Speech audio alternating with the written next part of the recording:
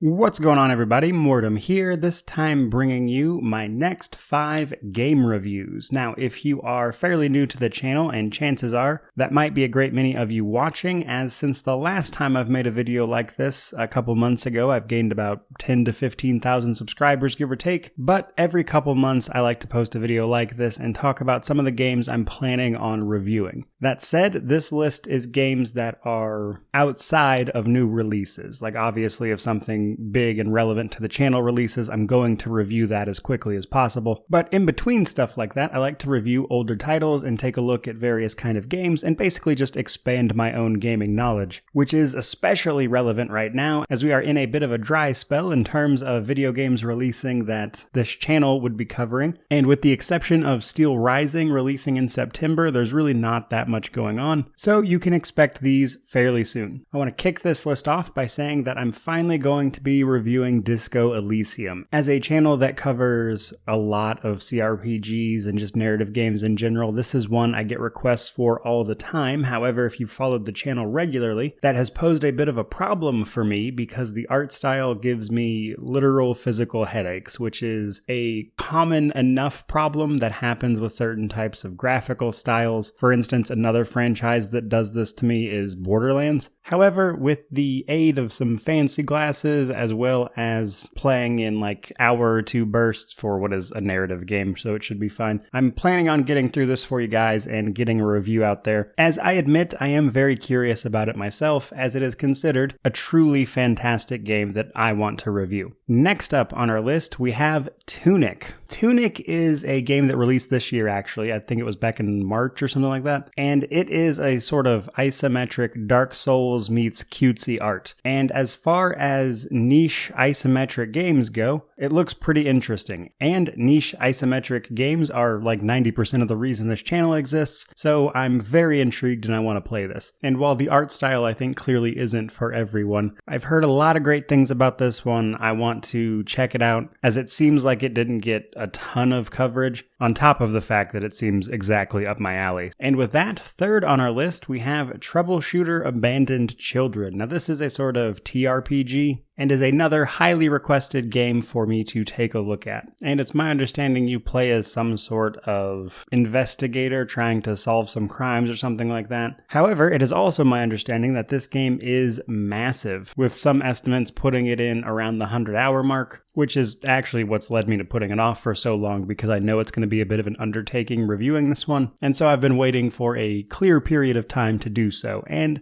now would appear to be that time. But TRPG, I've heard a lot of great things about it. I have a lot of experience with those types of combat systems, so I want to jump in and see what all the buzz is about, because this is another very well received game that released a couple years ago that I want to check out. And that brings us to number 4 on our list, The Age of Decadence. This is a CRPG that is a bit of a cult classic. I wouldn't say it's wildly popular or anything, but when you cover a lot of CRPGs, this is one that will occasionally get mentioned. And on top of that, the developer behind this title is actually working on a new game called Colony Ship, and that game is in early access right now. I've played it a little bit, actually. So I'd like to jump into their previous title, get that all reviewed and sorted out before their next game drops fully, so I have a good point of reference so we can really dive into that one. But The Age of Decadence is like a CRPG in which ancient Roman Empire meets a lot of fantasy elements. And I've heard, depending on how you play the game, it can be rather challenging, but there's things like pacifist runs available, and there's a lot of ways through the game. And more than anything, it's one of a handful of more prominent CRPGs that I have yet to actually play. But this summer is, of course, the summer of trying to knock these out. Last but not least on this list, we have Mass Effect Andromeda. Now, I admit this one is purely out of curiosity on my end. So I've recently been reviewing the entire Mass Effect series, and I've heard a lot of mixed things about Andromeda. I've heard the gameplay is really good, but the story and basically everything else is terrible. But at the same time, I've heard that it kind of doubles back to that more exploration and